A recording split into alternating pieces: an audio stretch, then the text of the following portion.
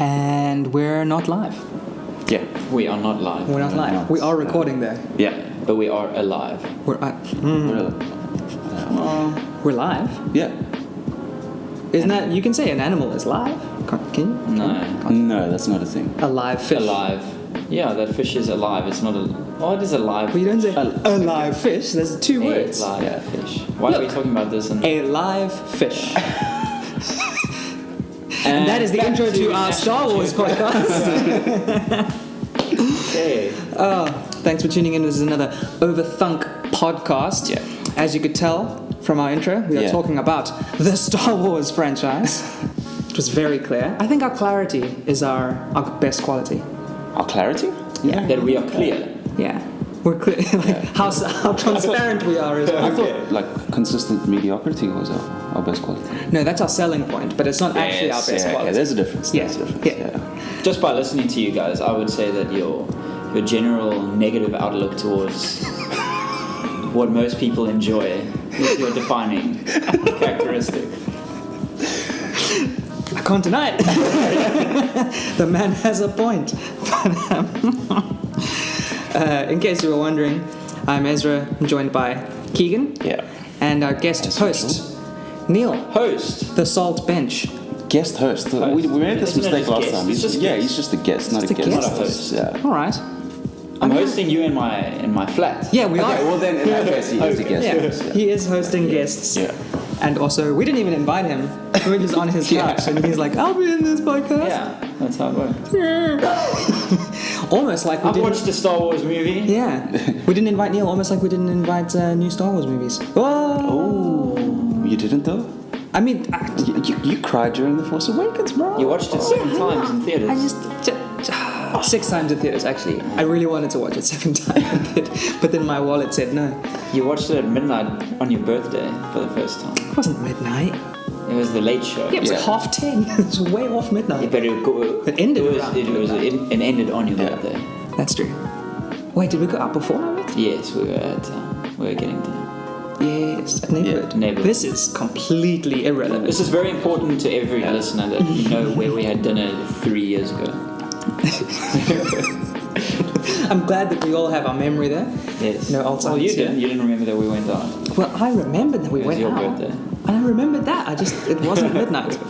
In any case, we're here to talk about Star Wars, the gargantuan movie franchise. Yeah. That is currently, I wouldn't say sweeping the world, more like just kind of crawling slowly across At the the world. moment, yeah. We've been At the building up moment. to this for a few months. Yeah. I feel like we've made a Star Wars reference in every single. at least every podcast. Yeah. It's mainly been And a Ezra few complaining videos as about well. Canterbury. Yeah. For Main, the most part, it's Yeah. it's I guess. complaints. Yeah. complaint worthy. Yeah. It's become But- like a symbol for an irrelevant storyline for you. I would say. Not even for me, I think just globally. No, But- well, In nerd culture, or at least in nerd culture, people do start Canterbite as like a thing now. I mean, I challenge But you to not a give me... complaint to the actress, to the writers. Yeah, oh, Let's Topical. be very, yes, clear about that. topical. can you think of another example that people use often as an irrelevant? Not in recent times. In any times, I'm saying. no. Yeah, you What do see, you I mean? don't... No, but Wait, because wait, it's what do you- recent, what that's do you- why. Maybe. That's why. What do you mean then? It's the zeitgeist? What, Yeah. So when we say the Cantobite of this movie, Yeah. I can't think of anything else that I would say... From another, but does that you mean specifically from Star Wars? No, from any movie. Oh, well, any like Batman vs Superman, the Martha. Anything to do with that, people use that as like a trope now for bad film rights or like. Oh yeah, but I'm saying Making. for the specific thing that Cantobite represents, I think we didn't really have an example of it before. No, I guess not. This is a very specific thing to be talking about. I know. I guess the roadmap for this podcast has gone out the window. Yeah. Should we start off then by explaining what Star Wars is and let Keegan explain what Star Wars is because he's the longest fan. The longest, definitely. Yeah. He's been Throw watching. salt my way like right at He's the been beginning watching of the it for podcast. years or months. I did call him Neil the Salt Bench, to be fair, in his intro. He has to live up to the name now. Okay. Not Salt Bay, please don't. I like him. No. I mean, he's, Still. Yeah, still. Okay. I still follow his Instagram. Oh, Salt Bay Okay. for life. cool. Yeah, we're definitely gonna need to restart this. What? Dude, No, I think it's fine. No, this has gone way off topic, bro. Did you think? I mean, I can always just cut some. I don't know if we need to restart it. No, okay. Because then we won't the have intro our- was fine. we won't have A lot an hour of people 65 would- minutes. would- I mean, An hour 5 65. minutes. That's just 2 hours And 5 minutes. and 5 minutes. Oh, okay. You can just play like a musical thing, I mean, like we went off track for 5 minutes. Yeah. Yeah, Eric Andre. Yeah. Okay, I think we can start off by discussing, like, what do you guys think of the state of the Star Wars universe right now? You want to take that first now? Are you talking of the actual in universe of the what's going Well, on? in the everything, actual anything you films, or want to- just yeah. the scope of the filmmaking. Anything. I think it's got its good and its bad parts. For unpopular opinion, but The Last Jedi was one of my favorite Star Wars movies. Oh. Had its faults, but when it came to actual storytelling and character development, I thought it was one of the better of the 8 Star Wars movies that we have now. Not taking into consideration the 2 offspins, but when it comes to the money hungriness of Disney and how they're milking this franchise dry, I would say that's not a good state that it's in. The fact that we got Solo, 5 to 6 months after we got The Last Jedi, I mean, there's fatigue. I mean, everyone talks about the superhero fatigue at the moment, and superhero movies fatigue. Yeah. And I think it's much worse with Star Wars because of the superhero movies. Every time a new one comes out, it's a different character. Where when we're watching a Star Wars movie, it's all the same characters over and over and over. We're not getting a break from the characters properly. Okay. Even though Solo had different characters, it's still Han Solo's. He's been in every Star Wars movie. Well, he's been in plenty of Star Wars movies. He's been in 4 before this. Yeah. So I think Marvel gets it right because they have such a wide variety of characters, each with their own personalized stories that you can get invested in. Where Star Wars is one story, and it's hard to try and get us invested in a whole lot of different character stories. Yeah. So close to each other. So I think there's a problem there. Okay. You? Yeah, I think I'm on a similar page to Neil. I definitely think, even as a long-time fan, having watched these movies since I was a kid, I can honestly say that I'm fatigued a little bit. Yeah. And that's not to speak on the quality of necessarily the last movie you watched. Like, it's not football. You're not only as good as your last game. Yeah.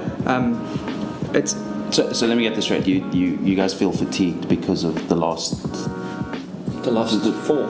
I think the new trilogy. yeah, but I don't even think it's like I'm like I said, I'm on the same page as Neil. I don't think it's the quality of the movies that is a problem because No. I think a lot of the problem that people have with the movies isn't necessarily that they were badly made. It's usually either story decisions or why are we getting this prequel explanation to something that we never needed. I don't mind Rogue One. I think it's actually a good movie for what it is. But the entire motivation of the movie was to kind of explain away a MacGuffin that I don't think we really needed. Like It was. the Death Star plans. I was very happy to buy into that. People forgot about that. Like they didn't care too much about it anymore. Yeah. It's been like almost 35 years or so, 40 years. We were all okay with how they set up that movie, and a common complaint with the Batman movies is why do we have to see Batman's origin every movie? How many times have we seen Uncle Ben die in a Spider-Man movie? Yeah. Do you know what I mean? And even when you go back and watch Star Wars, it's just refreshing to have not everything, explained. The movie opens up in the middle of this war, and like the main character, Luke Skywalker, we're just kind of thrust into this thing, and we discover it alongside him, and that's a big part of the reason why people felt so connected to Luke, I think. Okay. It's just a good filmmaking dynamic. And now... And then on that note, you guys feel the same way about the Snoke origin and Rey's parents? Well, yeah, I think... I was very happy idea? about that. Okay. About how they handled it. See, I'm not, but not because I don't think they're super interesting characters. Like, I don't want to know where Snoke comes from because I'm so interested in Snoke because I think he's great. But I just feel like it's a symptom of having the person who's in charge of the direction of the franchise being different from the person who directed the first movie, who's also different from the person who directed the second movie. Okay. And I don't think anyone did inherently a bad job. but they're all doing 3 different things. That's like having 3 lead designers for, one website. Yeah. There are inevitably going to be inconsistencies, and my biggest problem with the Snoke Rey thing, and I get Rian Johnson's thing that he did, because he was kind of painted into a corner by J.J. Abrams in the first movie, which again I don't think is J.J. Abrams' fault. For me, if I had to blame anyone, it would be Kathleen Kennedy.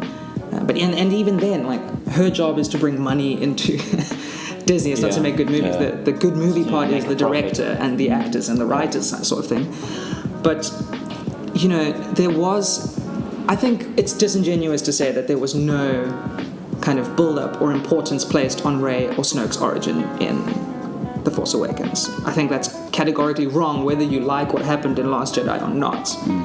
Because there is the Maz Kanata? I always say Katana. I always say Katana, but it's Maz Kanata.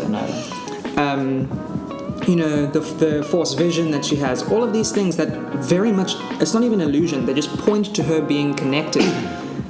And then Rian Johnson chose to take it in a different direction, which I think would have been the right direction to take from the beginning. Definitely. 100%. Yeah. In The Force Awakens. But doesn't land as hard if you're expecting the other thing. Yeah, I think for me the whole issue with because so many people are upset that Rey is not a Skywalker or a Kenobi, and I mean, for me, if she had to have been one of those, I would have felt it would just be such a slap in the face almost to.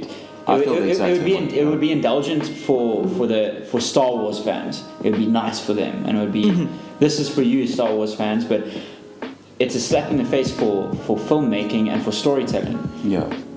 I feel like it's lazy making her such, like, she can only be an important character because she's related to someone in this universe. I mean, I feel like it would take importance away if this story even was set in a smaller universe or smaller setting. It could be in a country in the world, and it would still be like, that's weirdly coincidental. That's a bit stupid. You're making the universe so much smaller when Star Wars is such a big universe, because it's focusing on so many different species, so many different planets. And why it just feels lazy to me, but to say like, oh, she has to be related to someone to be an important character. And the same with Snoke. Snoke less so much. I didn't care either way who Snoke was. My criticism about what they did with Snoke's character is that we don't know his motivation. Why is he the way he was? But knowing Disney, we'll get a movie about him in a few years' time. He's his own movie, where him and Darth Maul probably hang out. I don't know what they want to do with that. But but that again. But go on. Yeah. But I'll come back to this. Yeah, I feel like they've now left the door open to do that, which is also frustrating. I didn't really care too much that he wasn't someone important. It wouldn't have made sense, because technically it wouldn't really fit in that well with him being anyone, in my opinion. There were the theories of who he could be. I didn't buy into them, because they would contradict a lot of what happened in the original movies, just based on where people were and who people are in it. I just feel like it would have contradicted too much. So I'm happy with the direction Rian Johnson took, and I do feel that J.J. Abrams kind of took the effect that it would have had away by adding in so much expectancy on who these characters were. I hear everything that you said, and I'm okay with it. But as much as making the lazy Rey as a Skywalker, like, you're right, it's bad writing. But it's also bad writing to set up a whole bunch of things that all turn out to be nothing. And you mean I didn't need Snoke to be Mace Windu or Darth Plagueis or all of the very popular or Jar Jar theories. Binks. Or Jar Jar, or the pawn of Jar Jar Binks if he was in the background or whatever. But I do think that not giving him any sort of background or motivations just makes him another emperor, but a worse emperor. No, definitely a worse emperor. And and especially seeing as for a lot of the original trilogy, Darth Vader is more the villain than the Emperor. The Emperor is very much just this idea, and Darth Vader is who we interact with as a villain. Yeah, it was almost a way to just say, like, Darth Vader's this bad, imagine how bad someone else is if he answers to Exactly. And then in the prequel trilogy, and I'm interested then to hear what you think about the prequel trilogies as well, because that is very much kind of the opposite of what you were saying you liked about this kind of storytelling. Yeah. But because I like that Kylo Ren is connected, because that makes sense that he's connected. But then I think that Rey should have been not connected at all, and then all these weird coincidences. I think there are too many coincidences for it to just be coincidence. It should have been. If she was supposed to be one thing, she should have just been that one thing. Yeah. But they kind of made her half and half, and I think that does a disservice to Daisy Ridley, because she's doing a really good job. She is. And it does a disservice to, I think, the script writers, because I think she's written well. It's just that maybe... Well, for the most part, she's a bit of a Mary Sue, but we can get onto that later. I mean, no, well, I mean, like, sorry, I was talking purely about sort of dialogue. Dialogue, oh, okay. Yeah, I think she's well written. Yeah. But yeah, I just feel like a lot of layups and not a lot of dunks, is what I'm saying. Okay. A lot of alley-oops, not a lot of points on the board. Yeah. A lot of crosses, not a lot of headers in goal. Add another one? I don't have another one. I really wish I did. I don't have another one. Yeah? Guys, I can't... I think it's something to do with rugby. I don't know. Alright, right. Oh. I don't know. I thought you were about to Google it. No, I'm not going to Google... Sport references. No. But other than that, I do think the new trilogy does a lot of things well. I love how they've kept the practical effects that made the original trilogy so long-lived as popular movies and as a franchise, but also adding the amazing visual effects that we're now able to do and still make realistic. I think that's really cool. I've never felt disconnected from it in the same way that I do from a couple of other sci-fi movies. The Star Trek franchise, for example, like the newer one, more so than the older one. Different. I think they really hit a good mixture with it. Their production design, which is what people wanted with the prequels. Yeah, and what we kind of all felt a bit disappointed with. Yeah, they relied too much on this is the CGI time of movie making. Yeah. Let's throw it in and let's redo the original ones and add in unnecessary CGI. Yeah, rubbish. let's not even talk about the Lucas versions of the DVDs. I guess they were the first time that happened was on DVDs. No, they brought them back, a few of them back to cinema, didn't they? Oh, did they? They re-released them in cinema? Yeah. Interesting. Same like they did with E.T. They re-released E.T. with a few changes made, like removing the guns from the police officers. Oh wow! Yeah. Wasn't aware of that. Oh yeah. The police officers in the it is off track, but I mean it's E.T. Oh yeah. It's aliens. Connected universes. Yeah, they are. Yeah. All the police at the end, instead of giving them guns, they CGI'd it and made it flashlights. Because they didn't want like a whole lot of police running with guns onto children, because they thought that might be a weird. Too real? Yeah. too current? Yeah, they changed that.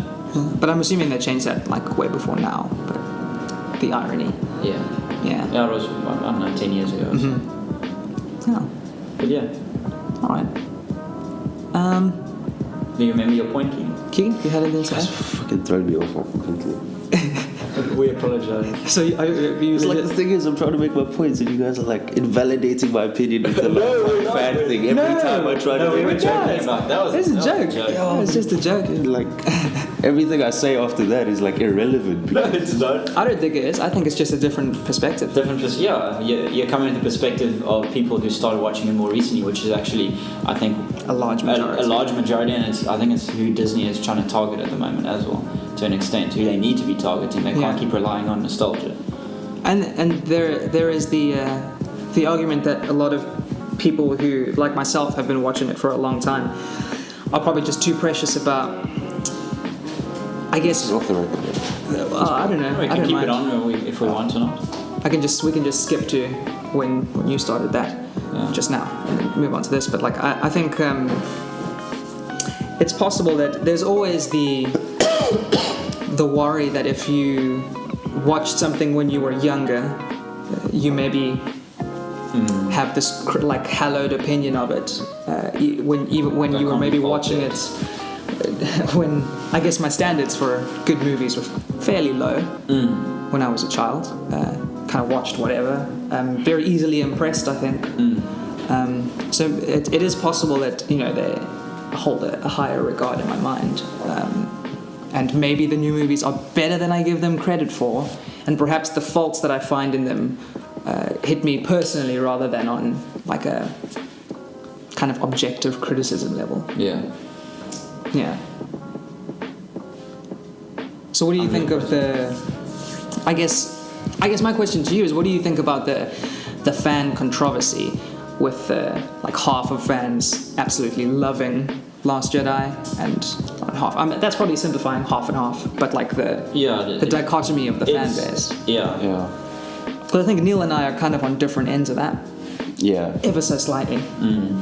Look, I don't agree with the whole idea that every roadmap needs to be worked out with these franchises. Like, I think that's probably why I'm not as invested in the Marvel franchise as I am. I know that leads to investment for some people, like because you know where it's going. They have a clear direction and that sort of thing. Yeah. Whereas I think with this franchise, I like the fact that they've given each director creative control, the ability to sort of map out their own story, and I like that because it leads to a unique vision within each film, and it makes each standalone film as good as it could be as a standalone film. And I, as someone who isn't a long-time Star Wars fan, that's all I want. You just want really good movies? Yeah, exactly. Which is exactly what I think Rian Johnson has done, to an even greater extent than JJ. I think The Last Jedi leans into nostalgia but doesn't rely on it. Whereas you think The Force Awakens does? The Force Awakens does rely on nostalgia quite completely. a bit. That was a retelling of A New Hope. And for me, the thing that always sort of turned me off Star Wars in a big way is that I just felt too much of it was similar. Too much of it went into its own pattern multiple times within the 6 movies we had before, and then The Force Awakens. And then The Last Jedi came along and just tipped everything on its head, which is what I love. And I think that, it's quite a meme now that The Last Jedi subverts expectations, and I think I think that it does subvert expectations, but there is a clear theme, a clear direction throughout. Not even to mention that for me, it's the first Star Wars movie that has its own vision, its own visual style.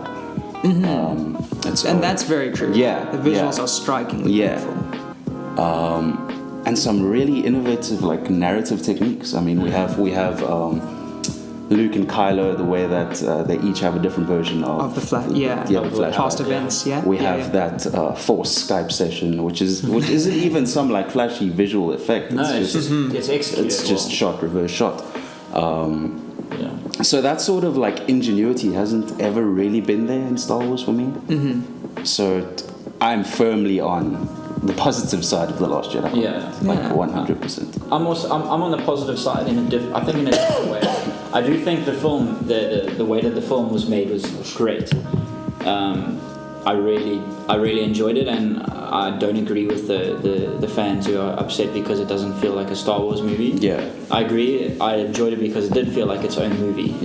My problem is that I don't feel like it was the right place almost to switch directors, because you say you're happy that it's a different director. I am. And for me, I think a Marvel is a bit like the Marvel Cinematic Universe is a better place that can be implemented well, because not like every movie is connected in the MCU.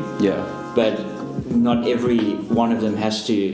Not every one of their storylines is connected. So like Thor Ragnarok can have a completely different creative vision to Winter Soldier, Captain America, Winter Soldier, because they are, even though they're in the same universe, these characters, the stories are completely different. The tone of it can be completely different, and that's great. That's a great thing. And then it only has to have a similar tone when they all come together for these Avengers movies. But when it comes to the Star Wars franchise, I feel like the off-spins, the solos, the Rogue Ones is where that stuff needs to be taking place more.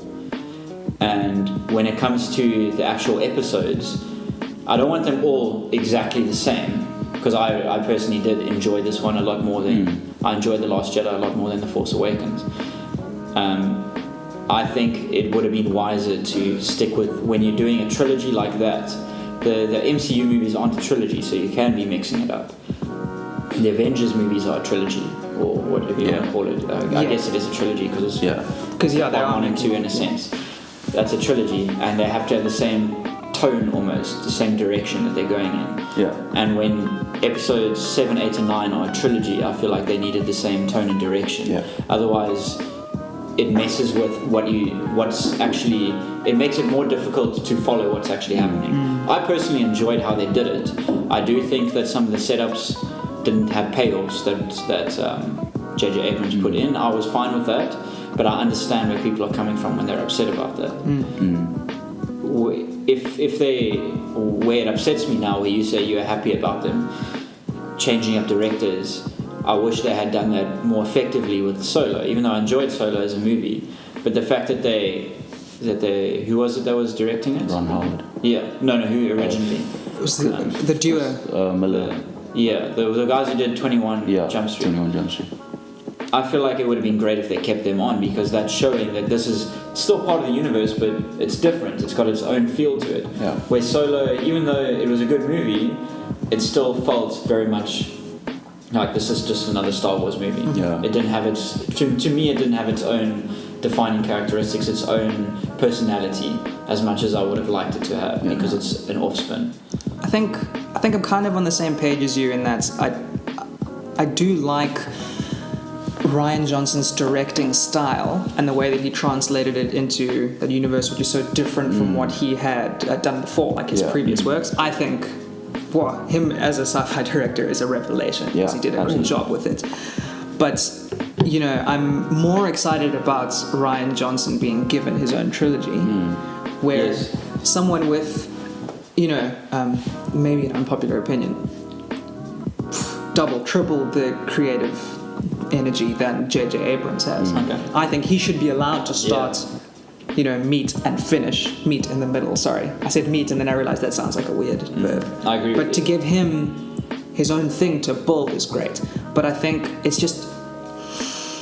The problem is, when I think about Star Wars, when I consume Star Wars movies, I'll usually go back, if I meet someone and we're become friends, it's have you ever watched Star Wars? No, then we go watch the original trilogy sort of thing. Or when I met my girlfriend, it was have you watched Star Wars? No, I really like them. Would you like to watch them with me?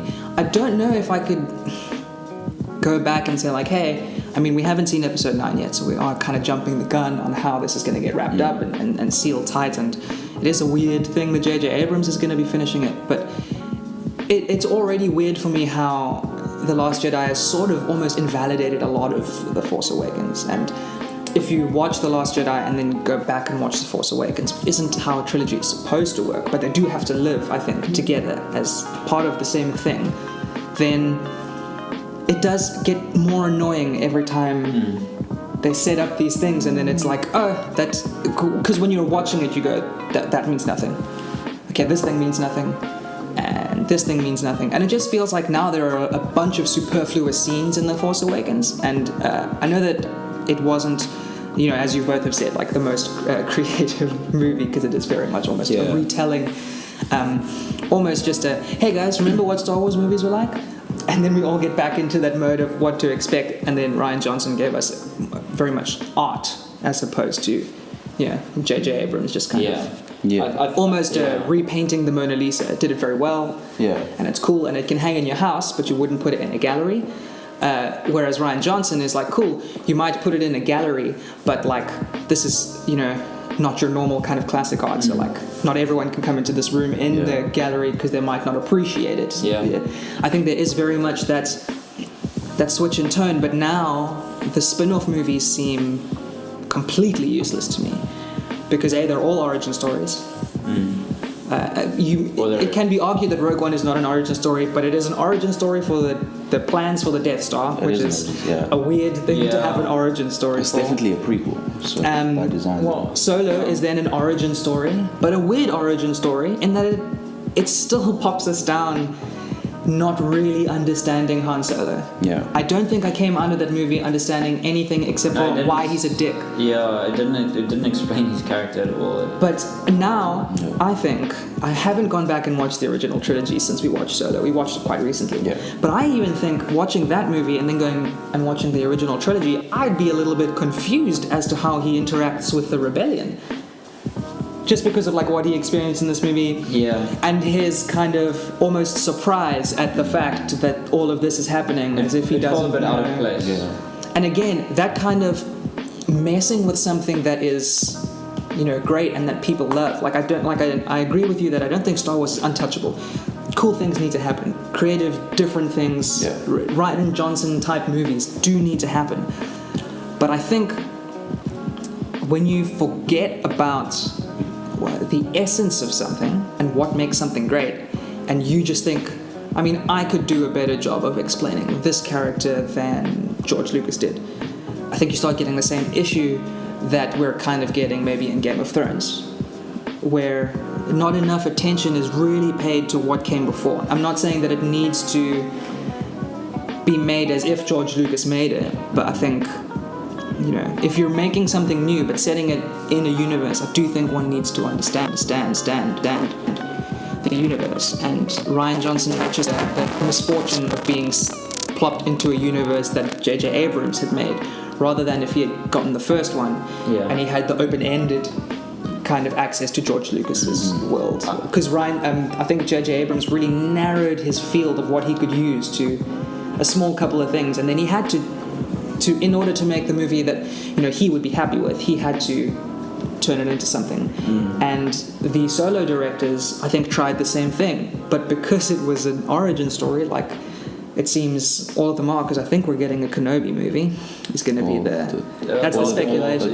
They set up a Darth Maul. Yeah, but that I could read, be he could be in the Kenobi movie. Maybe. I guess so. No, but I read that they've put all those prequels on hold, possibly. Because of the performance? Solo, yeah. And as much as that's maybe sad for like Disney, I'm happy about it, man. Yeah. I would prefer fewer movies, but really good ones than just a plethora of Star Wars content. I think a way that I would summarize how I feel about the different directors is that I feel like if J.J. Abrams was given all three to do by himself, it would be better than what we have now. But if instead we had Rian Johnson having all three from the beginning, it would be better than what J.J. Abrams would have done. Which we're getting, anyway. What do you mean? Well, yeah. We're getting a Rian Johnson trilogy. In what sense? What do you... They've given Rian Johnson his own trilogy. Yeah, no, but I mean... Yeah, but you mean I'm this... talking about these... Yeah. 7, I know, but what I mean is we will eventually see Yeah. a trilogy by the same director. So But we'll see. but that also worries me a bit, because we don't know what kind of guardrails he's been given by Kathleen Kennedy in terms of what he can and can't do. And knowing Disney as a... Is company the right word? I guess company. Yeah. They're going to make him connected. I don't know. I feel like they gave him total reign on The Last Jedi. I don't think they gave him any specification on what he needed to do. But at the same time, I don't know if they're going to do that again. This is what I'm saying. Because they obviously, I don't think Disney anticipated the reaction to The Last Jedi. And to even to them, that kind of reaction, coupled with was a very good financial, run at the box office. I don't think that they're that mad about it. But then, having said that, I think they're going to be more careful now, like we've said, after this whole Solo thing, after how Solo performed at the box office. They're going to be a little bit more careful with what they can and can't allow. And we've already seen that they're quite strict about it, in that they didn't even let Solo be what it was originally going to be. Not that we know, and it is kind of weird because, to be honest, the original film before how it came on could have been bad. We don't know. Yeah. It could have been really bad. We might have seen a better version of what it was. And that's also a possibility.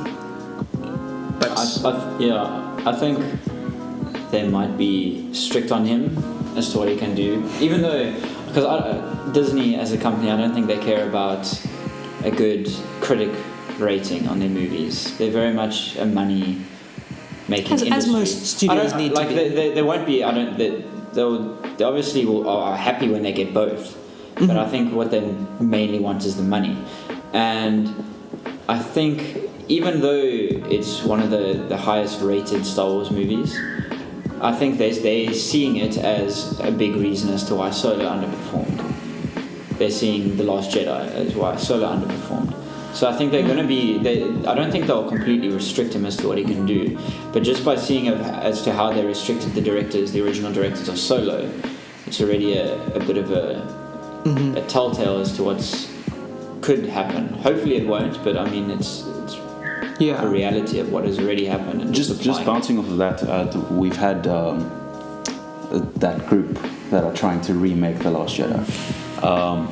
What do you guys think is so offensive about The Last Jedi that people are? It's Luke. People didn't like Luke. You think it's Luke? People didn't like Luke. People were upset about what they did with the character of Luke, which the character of Luke was my favorite part of the movie, to be honest.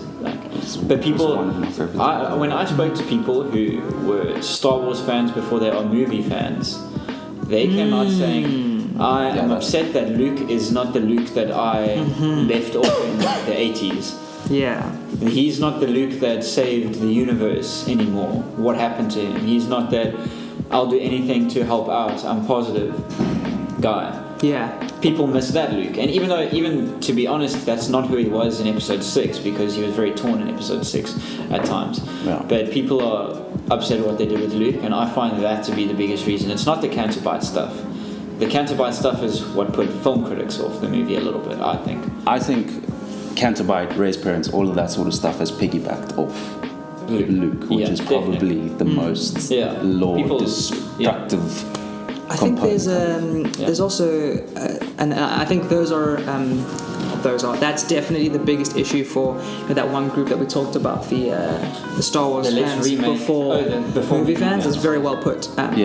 And I think that's the key. I think, and I think that's where I have that inner battle as well, because before I was a fan of movies that I am now. I was a Star Wars fan when I was a kid, when I wasn't analyzing movies in the way that I am now. You were probably a Star Wars fan before you were a true and even though now I'm more of a movie fan than I am a Star Wars fan, because for me, any kind of franchise that gets to the state that it is in now, I just kind of I prefer new IPs. I like it when a movie like A Good Time, or just something comes completely out of left field and you go what is this? And you get to get What movie did you reference it? Good Time? I thought you said A Wrinkle in Time. Whoa! Whoa! What? No, I'm just trying to think of the most, kind of original movie that I'd... what else? I was... Blade Runner is also kind of connected to something. But it is very exciting for me to see new things.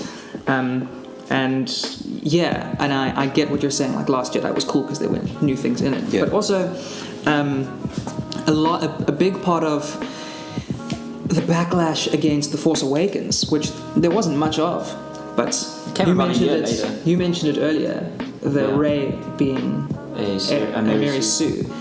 And that was a very tentative issue, because some people were saying, Rey's a Mary Sue, and then inevitably there was the reply of hey, listen, man, girls can be protagonists in the Star Wars universe too. And then there's a very tough line to ride, because it is true that the Force is never a male dominated thing. We saw a lot of female Jedi in the prequel trilogies as well. But then there is the issue of Force Awakens being J.J. Abrams, as we've said, not as creative as Rian Johnson, and then Rey's character feeling like a Mary Sue a little bit, in that people were how is she doing all of this with no training and all of that, and then not explaining any of her origin in The Last Jedi made that argument for the people who were in that camp. I think from the first movie, it almost compounded it, because they were so now we're not getting any sort of explanation for this, but you still want me to believe that this character is not a Mary Sue, and can do everything, and can just be fine no matter what, always. And I think that is a bit of an issue as well. And I think another issue that also, like you said, piggybacks off the Luke issue, all really just is exponential. Leia's moment as well. Leia's, Wicked Witch of the West kind of flying moment. Yeah, that was a thing. And that's interesting because I think that's bad in two ways. Because I think it was just a weirdly executed scene. Like I don't think it looked that good. Okay. I just thought it looked a bit camp. Okay, and the other In a film which, as we've said, Had amazing visuals. had such amazing visuals. Like what was one of the most striking and like well-made, beautiful Star Wars songs we've ever gotten. I'll let you finish. I just think that was weird. It was a jarring tonal switch. The emotion of the moment was, for me, confusing. And yeah, again, also, I'm worried a bit about the power creep of the Force, because like dying used to be very much a kind of a final thing for most people. There's a consequence in the movie. And I just don't quite understand exactly what happened, because exposure to like space, like not being in atmosphere, kills you pretty quickly. So I just don't understand, because I was one of the people who was kind of waiting in The Force Awakens to see what Leia was like, because they were so open-ended in the original trilogy. I was like, is Leia going to be kind of like not so much of a Jedi warrior, but have this kind of, Force sensitivity kind of hinted at, which there wasn't outside of the same kind of thing that hinted at in Episode 6, when she kind of felt something. She could feel. Yeah. Yeah. And then just to the jump from that to immortality and flying through space. And force blasting doors open. Yeah. No, that wasn't her. Felt a bit, not the door thing. She just kind of got there. Okay. That just felt a bit weird.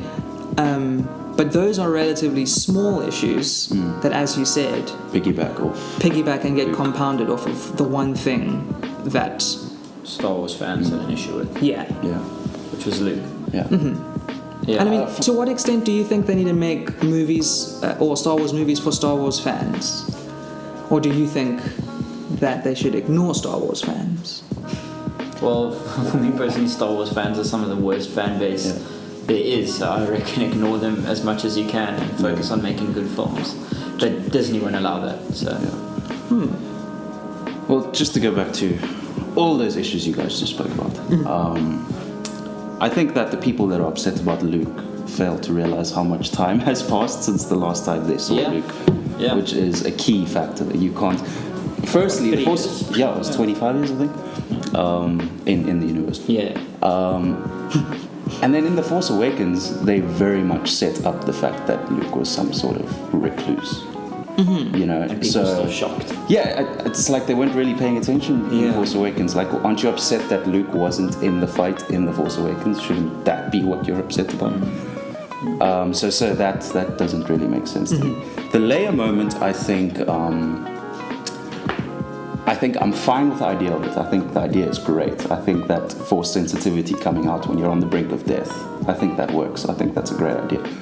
But where it is a little bit jarring is, I think that first shot of her hand, I think that's perfect. And then when it just zooms around to the side and you see her... It looked bad.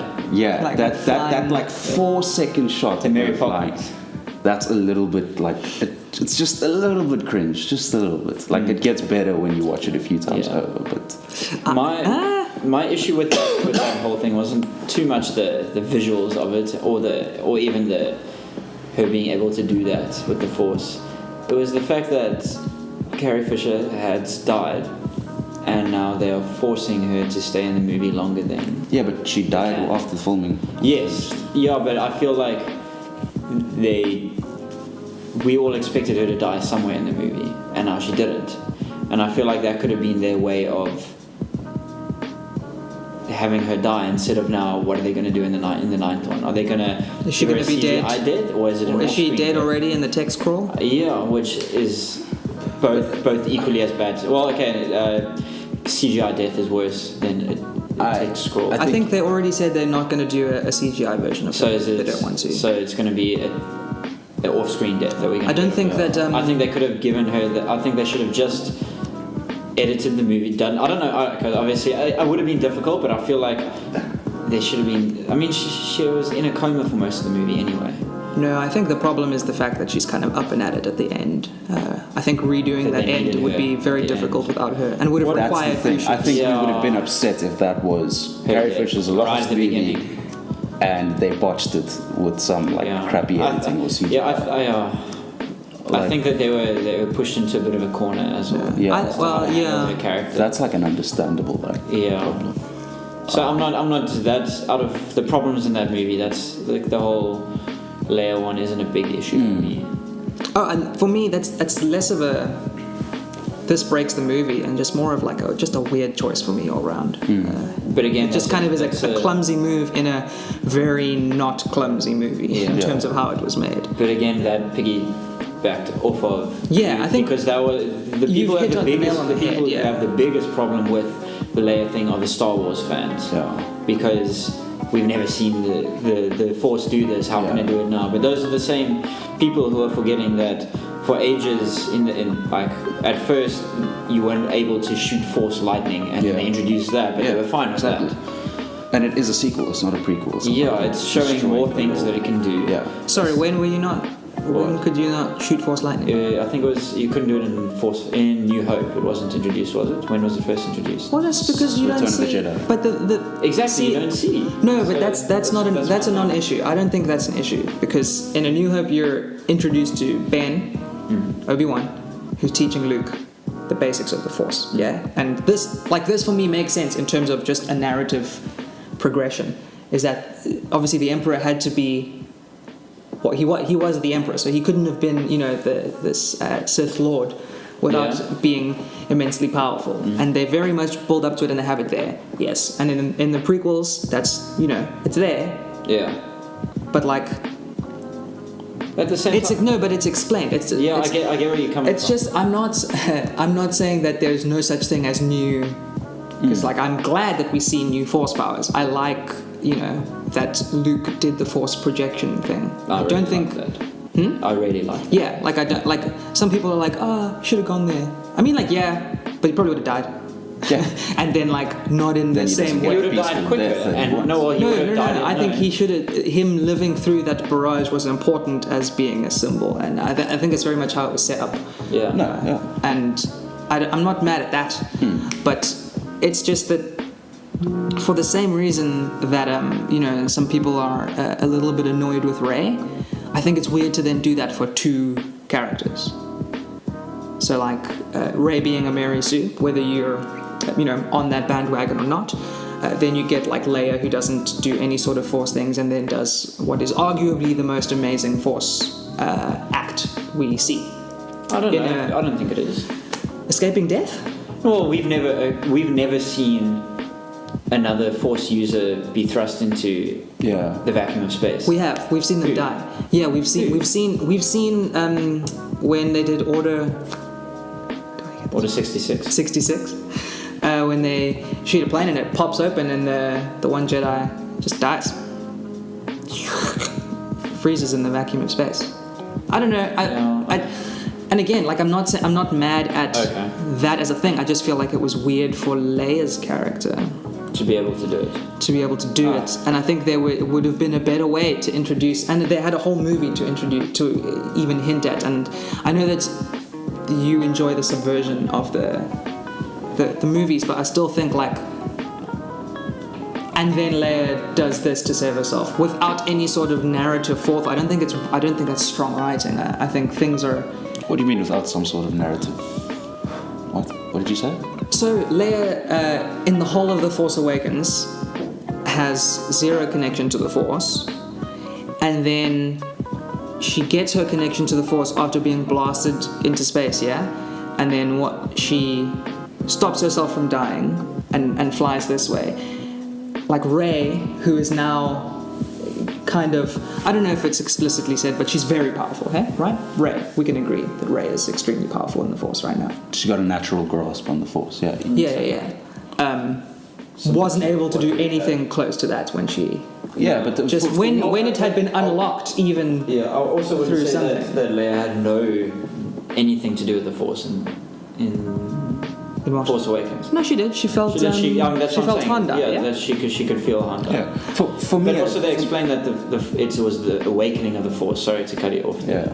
And they explicitly said, even Snoke would say, like, have you felt that there's been an awakening? Yeah.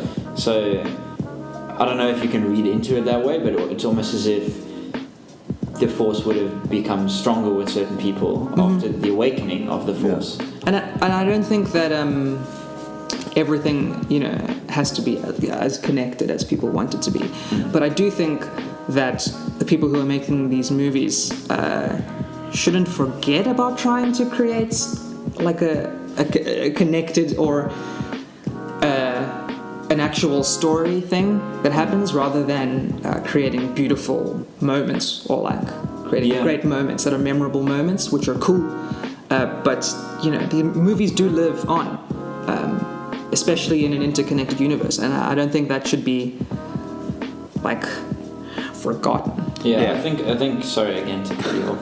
When it comes to the moments thing, I think that's a dangerous place for a movie to try and navigate to. It's like, let's just create great moments, because I'm not going to go and buy a movie to watch a few moments. I'm going to look up those moments on YouTube. Yeah. And I think so. But even the movies with the most great set pieces, like let's say something that was unanimously we all love, about Mad Max Fury Road. Yeah. Between those great moments and those big set pieces are these very well done kind of character moments, emotional character moments that connect to what happens in the set pieces. Yeah, the reasons that people will do a certain thing that was maybe technically out of character, but it's explained because they we 100% got this thing. Yeah, and I'm not saying that the movie is like complete. And remember, I didn't say that The Last Jedi was a bad movie. No. I didn't. Okay. Make I a point, definitely bro, didn't. so I can make mine. Yeah. No. All right, then I won't make my point. No. I get the point that you're coming to. No, but I mean, But I felt like. if you guys are just waiting for me to finish so that you can talk, then No, I'm not. I have nothing to say. Keegan. No, but what I'm saying is then that was 100% not done for Leia. And it felt like a weird moment because for me it was 100% out of character. And the only moment that felt in character for her was when she interacted with Luke at the end. But then before that and everything that was happening around that did not feel right. Like Leia. It just didn't feel right. Okay. And I don't think that's a Star Wars fan problem, because the Force it's like as much a part of a Star Wars movie as any of the characters, I think. And like I said, I just think not giving it any reverence in terms of how you're writing the movie is a mistake. Yeah. Okay. And not just for a super Star Wars fan, because we are conceivably getting at least another 4 movies, yeah? And, well, we don't know what the gap between these and Rian Johnson's trilogy is going to be. It could be nicely spaced out. I mean, yeah, probably not. But I think that, not just me, I think that if it continues to be this sort of thing that doesn't really have any sort of form and can change and do whatever we want, it does start to mess with the movies that we already have. And then that carries through, and that sort of legacy will continue, Yeah. And I just think that there's something important that needs to happen. And as much as, the tragic death of Carrie Fisher is, horrible to say it like that. I don't know if inconvenient is an insensitive word. I wouldn't say inconvenient. The unfortunate for the franchise. Yeah. I think that even further than that, Untimely. it would have been weird and it would have been tough to write her character in Episode 9 if she was still with us. Yeah. Because I think where you go from there, again, would be really tough. The same way that, Rian Johnson had a tough going with Rey, but a little bit easier because she's a main character. I think that after that moment with Leia, which had, for my mind, not a lot of context, placing her in that next film would have been even more difficult than killing her. Killing her off, sorry. I'm feeling really weird about how I phrased everything about It's difficult. Yeah, I'm sorry. No, but I do understand. I understand. For me, it's. I think the seeds of her Force connectivity were planted throughout the original trilogy and through The Last Jedi, as well as moments in The Force Awakens. And for me, that's enough for it to fully come out in a life or death For me, it situation. was too, to be That's honest. it. That's as far as it goes for me, and that's what makes me accept it. Like, I can understand if you feel there needs to be more context. More context. But for me, that's enough. If it's going to come out at some point, Yeah, I mean, that feels like the natural moment for it to happen. Yeah. If I could compare that moment to an MCU moment, it's the same. Well, it's the reason I bring them up so much is because, to be honest, in recent years they are such similar. They have their similarities, and they're both owned In terms by of their Disney. place in pop culture. Yes, that's why. And the important people place on what these characters can and cannot do. And the moment that I can compare it to is Captain America, obviously very strong, but the fact in Infinity War that he could hold off Thanos for even if it was like 5 seconds, that's something that he shouldn't be able to do. Just like a lot of Star Wars fans are saying that Leia shouldn't be able to do this, but we're not getting any complaints about what Captain America did in that. We're getting complaints about this. If I could interject, I think you've before the movie came out, there were a lot of complaints about it. About what? About the Captain when it wasn't just a trailer. I didn't see. I saw people. No. Speculating as to why he can do this. Yeah, well, I saw a lot of complaints. Okay. People saying like, "How is that possible?" But I think that is treated in the movie. If we can, I guess we're talking about Infinity War now. In the movie, I think it's treated much better because Thanos is not exerting, like he has all the Infinity Stones and can do a whole bunch of things, and he doesn't because in that moment he's just kind of interested and intrigued, and without a second thought bats Captain America to the side like he's nothing. Okay. Without using the Infinity Gauntlet. So in that moment, he completely overpowers him without the use of the amazing kind of tool that he's got. Yeah. He just, with his other hand, Claps him. makes him irrelevant without using the Infinity Gauntlet. Okay. That power gap is illustrated perfectly. Okay. My issue, I guess, with the Leia thing is that if we think about the original trilogy, the Force is never something that was used to fix every problem. There were very much movies about characters and real characters that do things. Do you know what I mean? It's not like Luke gets to the Emperor and does this crazy Force thing and then, everything's better. Because I think that's a weak... Like Han and Chewie still had a lot to do and they had no contact with the Force. And Luke fights Darth Vader and loses. Yeah. And Luke, instead of killing Darth Vader and then, killing the Emperor, doesn't. Do you know what I mean? The Force was never something that just you click and then it fixes stuff. The Force was a tool the same way that a lightsaber was a tool, the same way that a blaster was a tool. Like, they're not... And it's just, they even joke about that in The Force Awakens. Yeah, like, you think I'm going to stand in front of this army with a laser sword and just... And in The Force Awakens where... when they get on the planet and I think we'll find it. Says like, we'll use the Force, and then Han Solo goes, that's not how the Force works. Yeah, so they almost joked about it. The idea that when it was broken down, especially if we're talking about original trilogy, because prequel trilogy got a bit weird with midi-chlorians. We're not going to talk about that today. We don't have enough time. That's another. But it got a bit weird there. But even then, that was almost... that's like an over-explanation of it. But if we're thinking about the original trilogy, when Obi-Wan explains it as this force that, connects everything together, it binds everything together.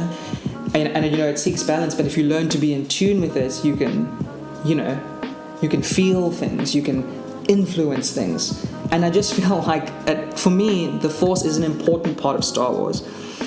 And, feeling things and influencing things.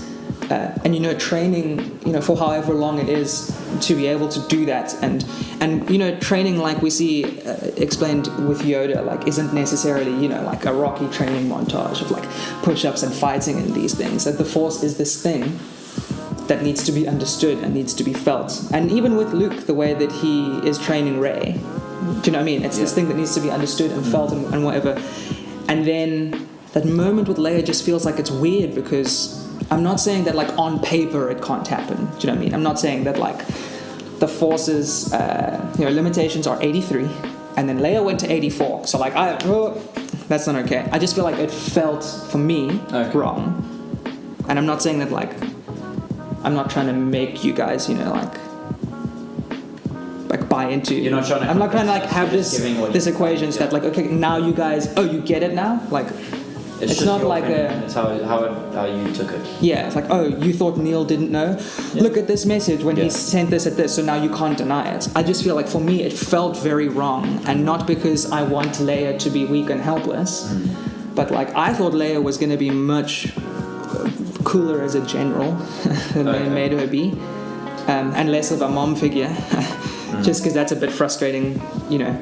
For me, sort of thing? I just think if I can speak for myself and probably Keegan, it didn't affect us as much as... No, yeah, sure, and I'm not saying it has to. That aspect of the movie, and for me, the movie had a lot more positives. That one, out of the few negatives that I find in the movie, that isn't a big one for me. It's a bit of a negative, but it's not nearly as big as the other ones. I think strangely for me, that's more of a negative than Luke, because Luke was I'm a okay positive. with Luke. Luke was a big positive for me. Massive draw. Favorite part of the movie. Yeah, I like Kylo. I think Kylo was pretty great. Luke, Kylo, and Rey's that what do you call it? Three-way relationship. Ooh, really? I must have missed a scene. No, you saw the scene. You saw when he had his shirt off. You saw those pectorals. # high waist Kylo. But yeah, I think that was the best part about the movie. Those interactions and character development and understanding the characters, and that alone made it a great movie for me. And then added in the beautiful visuals. Yeah. If I can just weigh in on the Mary Sue thing, because I didn't get a chance to do that earlier. I think if we're embracing the Force as the sort of abstract concept that provides balance, that doesn't necessarily improve upon training, that isn't a scientific sort of makeup within someone, I think it's fine that we got a character that has a natural grasp on the Force. Oh yeah, I think it's fine too. Not saying that you guys are. Just in general. And I think just in plot points in general, I feel like, why can't we get this version of the story? Why can't we get a version of the story where we get someone who has a natural grasp on the Force? Why can't we get a version of the story where Luke didn't always have things figured out? You know, that sort of thing. I just feel like people are too easy to dismiss stories that don't go the way that they want them to go. And that's just a general thing for this movie. Like, if your criticism of the movie rests on that sort of thing, then I don't know, maybe you just need a change of perspective in a sense. Yeah, we have had a movie. So we had Anakin. And then people say, he was born in the midichlorians. But those are the same people who use that defense who say, I hate midichlorians. Exactly. So but then again, even though I do not like the prequels, I do enjoy the fact that Anakin does not, again, fix everything. Like, Anakin doesn't win every fight. Anakin loses a bunch of fights. He does lose, but he's very naturally talented as well. No, of course, he's naturally talented, definitely, yes. But like, pod racing. I do think that outside of what was very much a poorly directed and I think that's less poorly acted and more poorly directed, actually, because there's a lot of people in there who have, outside of those movies, we know that they're good actors. The two are linked in a sense. Kind of. Because we know that he isn't a good actor director. Lucas. He doesn't direct actors very well. Because, we've got Natalie Portman and oh my goodness. What? I'm joking. I'm totally forgetting Schindler's List guy. Liam Neeson. Ewan McGregor. Like, you know what I mean? Yeah, we've got guys who actors. do put in good performances, not putting in good performances. But I think the saga of Anakin Skywalker is actually, on paper, very good. It just doesn't play out well because of that. But that story is good, and I think people... And I think this is a problem with then people who are movie fans over Star Wars fans. People tend to dismiss the prequels story-wise, even though I don't think the story itself is bad. I think it's very much the visuals combined with the acting. Those things turn me off more I think than... there were some bad story points, but we can get into... Yeah, we'll get into Yeah, that in the next one. Yeah. So just to sum up, in terms of, Star Wars, what you felt about it before these new trilogies come out and what you're thinking about the future. Keegan? Very positive, I think. The standalone movies aside, which I guess is a key feature of what this universe is now. Kind of half of it. Yeah, I think like The Last Jedi left us in a place where a lot of the story beats of the past can't possibly be repeated. And as a result of that, I'm really excited about where it's going to go. Yeah. I don't think anybody on this planet can possibly predict what they're going to do with 9, which is a great place to be in. Yeah. It's just going to be something completely new, which I'm always for. I just hope that Rian Johnson does indeed get his own trilogy, because... Oh, you worried they might not even... Yeah, I am actually worried. Depends on how episode 9 does. It does, yeah. It depends on that. But yeah, at this moment, the fan base is so divided, and so much of that hate is directed at Rian Johnson that I just don't know if we're going to see it. And if that's the case, then we get other cool Rian Johnson projects to look forward to. Yeah, so. maybe it's better that he doesn't get connected to a franchise like that. Yeah, just give me something else. I think that's not exactly what he's saying. I know. He wants new stuff. This is the opposite of Keegan's. Don't call it Looper 2 then. Just give me a Looper prequel with loads of backstory. I just want to see... all the exposition you could ever want. What's the... I'm on a terrible place with actor names today. JGL? JGL? I keep thinking Jake Gyllenhaal. Joseph Gordon-Levitt. Joseph Gordon-Levitt, but like aged younger. Like how they made him younger one. Like how they made him look like Bruce Willis. They just make him look younger, and Why did you get a young actor? a young actor. They do Timothy Chalamet. No, but it still has to be a mixture of him and Bruce Willis. They put Timothy Chalamet, and they take the Bruce Willis, Joseph Gordon-Levitt face from the first one, and it modified Timothy Chalamet's face. I was thinking Michael Cera, but it's fine. Oh no. And we do a young Looper. Yeah, a young Looper. We could call it that. A little loop. Looper Troopers. But yeah, I think I feel like we're in a good place in terms of the main episodes, and that's all I really care about. So that was okay. It was better than it should have been. Yeah. But it doesn't really inspire me to look forward to the other standalone. Yeah. No, I feel I'm positive about it. I feel like we can't let these filler movies influence us too much. The same way that many Star Wars fans disregard the Christmas special that happened years ago. I don't know if you're familiar with it. You've seen it. They did a Christmas special at Chewbacca's house, his tree, with his family. It was shocking, and that was a movie. That was a real over an hour-long movie that with Han Solo. Han Solo was in it. I think Luke made an appearance. So I don't think and that was terrible. Everyone hated it, but that didn't let it tarnish the fact that they still liked Star Wars. Yeah. And I don't think certain things like Solo underperforming must tarnish what Star Wars is, and it is still a great franchise. I'm also against these franchise movies that so many people only want to go to the cinema because they've watched the previous 1 or 18 movies that have come in the line.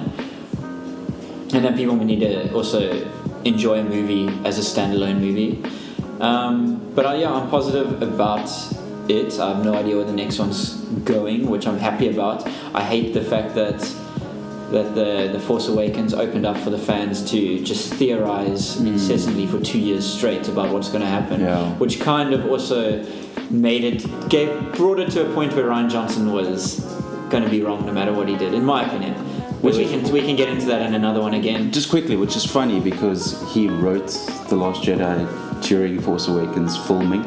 Yeah. So it's not like he set out to be like, he didn't get screw you and your theories. Yeah.